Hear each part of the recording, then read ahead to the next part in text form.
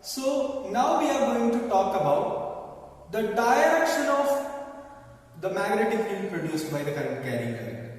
Or in the Biot-Savart's law, we have learned that the small magnetic field or the magnetic field produced by that small current carrying element is equal to mu 0 upon 4 pi into I dl cross r divided by modulus of r cube. Okay, so this is dl cross r. So as I told you, that is the direction of magnetic field in the direction of dl cross r. So the cross product we have learned in the vectors, right? So what is the direction of cross product? So we know that it is perpendicular to both dl and r. It is perpendicular to both dl and r. And we know how to find out the direction of dl cross r. How do you do that? Take your right hand, and this is what is the method. Look at this here. This one you can consider it as. So I would like to draw. I can't draw like fingers and all. Okay. So I would like to draw like this. So you just excuse me for this. So let's say this is my forefinger. I mean, this is my thumb, forefinger and middle finger, and I would like to draw in that according to that order. So this will be my like dl vector, and this will be my r vector, and then this will be db vector. Okay, so this will be the direction. So how do you find out that? If this is dl cross r, is it db? Okay, which is perpendicular to both dl and r. Okay, and or you can use a screw rule to find out that one. If dl cross r, it will be up. Okay, so if dl cross r, it will be like this. So you know screw rule, right? Like this. So if you rotate a screw, if you rotate the screw, in which direction it is going? So dl cross r in that direction. If it is in the direction, it will be in this. Okay, so I think you know both of them, and I don't want to discuss that in detail. And this is how we find out direction of dB. Okay. And one more thing you have to note that, listen, so this is the magnetic field. Look at this. This is the small magnetic field we have found out, or we have got. The small magnetic field is equal to mu 0 by 4 pi, the constant I, then a constant into I, then dl cross r divided by r cube. So this is the value. So this is called the small current element ideal. Suppose if we want to find out the magnetic field produced by the entire current carrying conductor, then you have to do the integration. As everybody knows this, right? So I think all of you knew before I am saying. So what should we do? Integrate. To just integrate. So it is nothing but integral mu 0 divided by 4 pi I dl cross r divided by r cube. Okay. So this is what is the formula. And where we'll integrate dl. Okay, we'll find out dl cross r, and then we'll integrate dl, and those things we will discuss. Okay, the applications of this one we will discuss. Okay, and also one more point I would like to tell you that when you compare the electrostatics with magnetic effects of current, you can see many similarities. Many similarities you can identify, and you can work like that. You can think like that. Your thought process should be like that. Why?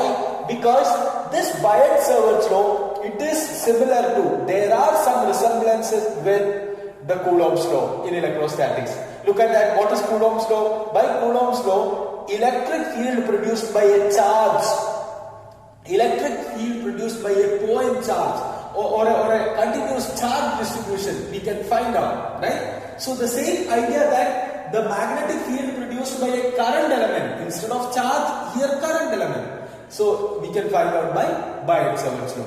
So there are some resemblances. And another one, so let's say what is the Coulomb's law equation? Electric field is equal to 1 by 4 pi epsilon 0 q by r square. it is also proportional to 1 by r square or inversely proportional to r square. So that is the another thing. What? That is inverse square law. Both are inverse square laws. Okay. And don't think that this is cube. Okay. Since here it is r. Okay, I don't want to discuss this simple silly things. Look at this, this is cube. Don't think that it is inverse cubic law. It's not inverse cubic law because r is here. Okay, so which is I can write dB is equal to the real one, that is mu 0 by 4 pi I into dl cross r cap divided by r square. Now things are clear, right? Okay, so similarities or electrostatics, I would like to give this name. Okay, electrostatics versus magnetic effect, or simply we are going to discuss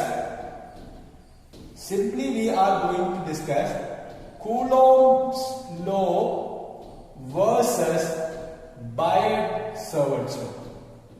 So this is more of your Biot-Savart. Okay. This is more of your board exam topic. I mean, more of a board exam topic. So what are the similarities? What are the differences? Okay. So one thing you have to know that what are the similarities? 1 by 4 pi epsilon 0 is a permittivity, something related to the constant is related to permittivity and then permeability. Okay, something that constants are truly associated with the electric property or the magnetic property of the medium. Okay, and then next one, both are inverse square laws, and in one case it is something, it is Q. Okay, it is associated with Q, and in the other case it is associated with IDL, the current element. Okay, those are the things. Then what are the similarities? Other similarities.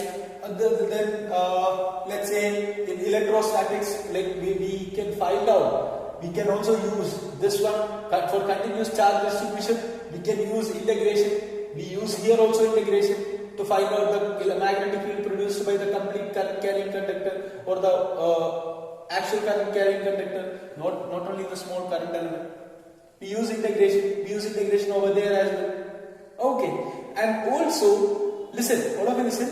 And in here we have to discuss the differences between Coulomb's law and this. Okay, so I would like to discuss the differences between electric field and this one, magnetic field, or Coulomb's law and Biot-Savart law. First one I would like to give it here. You can read it. Produced by scalar source, an electric charge Q. So electric charge is a scalar. This one is a scalar quantity. But what about current element? I taught you that is current element is a vector quantity. Okay. And it is directed along the position vector joining the source and the point. Yeah, like it is nothing but where is the point? That point. Just draw a line from the point source to that point. So that direction or the vector which represents the distance between that point and the charge, that is the direction of electric field. But in this case, what is the direction? dl cross r. It is in the direction of dl cross r. Does not depend on angle. So in Coulomb's law, what angle? There is no angle, right? So what about here? Here we have to find out the angle. Here the angle matters. Okay. So those are the differences. Okay. And I think you have got the basic ideas of Biot-Savart law and the difference between Biot-Savart law and Coulomb's law and what is Biot-Savart law, etc. Okay. Now we are going to talk about two more applications and two important applications of Biot-Savart law. Okay, that is very important. First one is a straight current carrying conductor. Second one is a circular ring. It's a circular coil, current carrying conductor. Okay, and we will find out and we will analyze what are the things associated with those things. Okay, and we will discuss them. Thank you.